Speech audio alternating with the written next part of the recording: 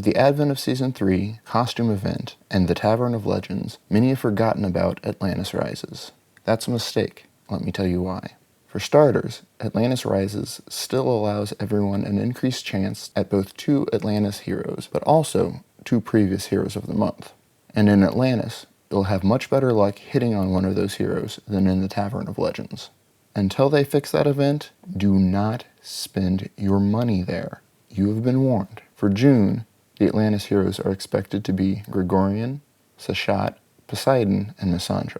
While Greg is now kind of a lesser Kingston, he's still pretty awesome in his own right. He's an average speed ranger, and I'll admit the average speed is a bit of a letdown.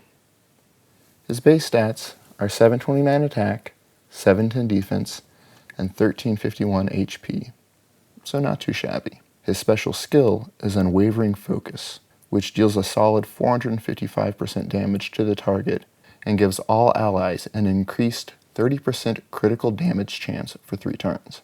In addition, he has an elemental link that gives all nature allies a 5% boost in both attack and defense for 6 turns, an effect that can't be dispelled. In a green stack, all of those effects together add up to quite a literal killer team. Now, Seshat is definitely a hero I would chase if I had unlimited financial resources. She's a ranger like Greg, but is working with fast mana. On top of that, she resists mana down attacks. In other words, Telluria isn't slowing her down for 2 turns. Her base attack stat is an awesome 760, but that means she pays on the defensive end, where her stat is just 683. Her HP are a respectable 1345. Her special is the Conjuration Arrow. While not as high as Gregorian's, her 400% damage to the target, especially when factored with her fast mana speed and higher base attack, means she can put a real hurt on your enemies. Her special also summons a Replicator minion with 18% HP and 15% attack taken from Seshat's stats.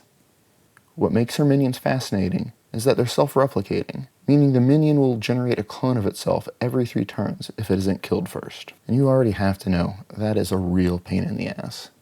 Oh, and did I forget to mention that her elemental link gives all purple allies a 4% mana boost for 4 turns? And that's undispellable. Meanwhile, she dispels buffs from the target and nearby enemies. Seshat is definitely one of the best in the game. Now on to Poseidon. The Greek god of the sea is not to be trifled with. A fighter class, Poseidon is a fast mana sniper and a real pain in the butt sometimes. He has a good spread of points that are slightly offensive heavy, with an attack of 745, defense of 718, and 1349 HP. When he casts his Ruler of Seas, he deals 450% damage to the target. Meanwhile, all allies resist new negative mana effects for 3 turns. In addition to that, all allies resist new effects that block usage of special skills for 3 turns. Basically, his special renders Mist, one of my Season 3 favorites, useless. As a member of the Atlantis family, he gives a defensive buff when paired with any other members of that family. And finally, we have Misandra. She isn't the best blue out there, but she's no Makar either. She's yet another fast mana fighter, meaning with emblems, she has a chance of reviving and ruining your opponent's day. Her base stats are balanced with a little more given on the defensive end, with an attack stat of 723, defense of 751, and HP of 1330. Her chain strike isn't especially hard-hitting at 310% damage, but it does have a 42% chance of hitting additional random enemies up to 3 times, giving her a potential of 310% damage to 4 enemies. Not to mention that for each additional hit, all allies gain a small amount of mana. She's risky, but has a chance to pay off big time. All 4 of these heroes have a 1.3% chance of being drawn, the exact same as the hero of the month. Please stick around to the end of the video, where I'll have info on the June hero of the month, Raffaele. Next, Atlantis Rises offers Season 2 provinces at a hugely reduced energy cost, with a ton more loot. If you're running low on provisions, Atlantis Rises is the perfect time to stock up on things like backpacks, swords, leather strips, and large bones for those minor mana potions, and metal ores for just about everything else. A great breakdown of Atlantis loot can be found in a widely available Google Doc titled Berry Farms Here. To see it, follow the link below. During this event, you'll also have a chance to beat sea dragons. Much like the toothy chests in the challenge events, beating sea dragons will give you additional Atlantis coins. If you're cheap or free to play like me, they come in handy, especially once you've beaten both the regular and hard versions of Atlantis. Zephyr, a moderator over at the Empires and Puzzles forum, had the opportunity to ask a few questions of the developers over at Small Giant Games, and here's what we were able to find out about the sea dragons. Do they appear at the same rate in both normal and hard stages? No. This leads me to believe that the hard stages are definitely more likely to produce the little buggers. Do they appear at the same rate in all provinces? Again, the answer is no. My personal experience with the challenge coins and monthly events leads me to believe that they are more abundant in the harder stages, though I can't promise that part is true. It just seems logical to me. Do they appear at the same rate regardless of the total number of enemies in each stage? The odds to appear are per enemy, so if a stage has more enemies, the unique enemy is more likely to spawn. That is great information and something to take to heart. If you follow the link to the Berry Farms Here doc, you'll find that Province 4-3 in normal mode has the most monsters to fight at an average of 5.83 per world energy spent. Normal mode of Province 8-5 will also give more than 5 monsters per world energy.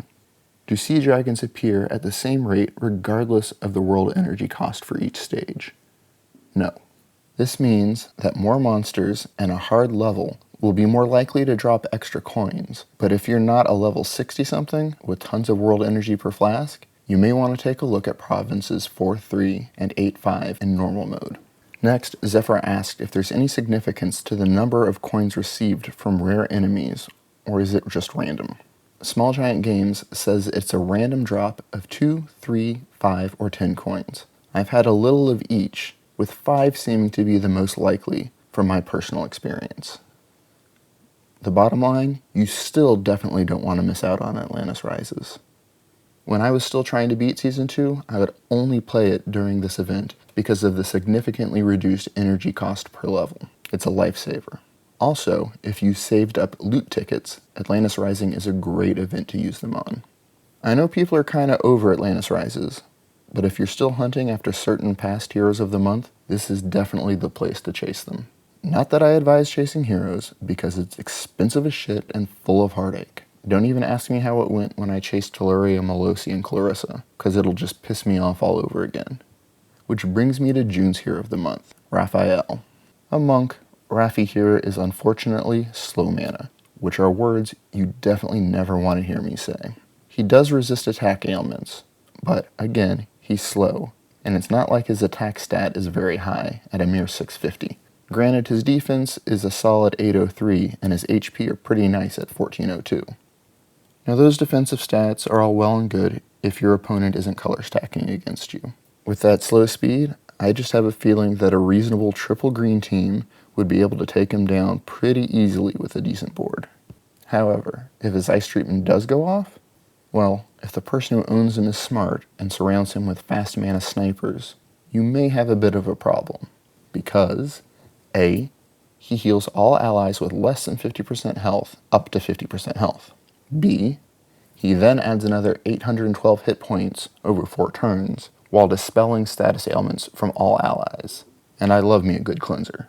And C, his elemental link gives all ice allies a 30% defensive boost against special skills for 4 turns.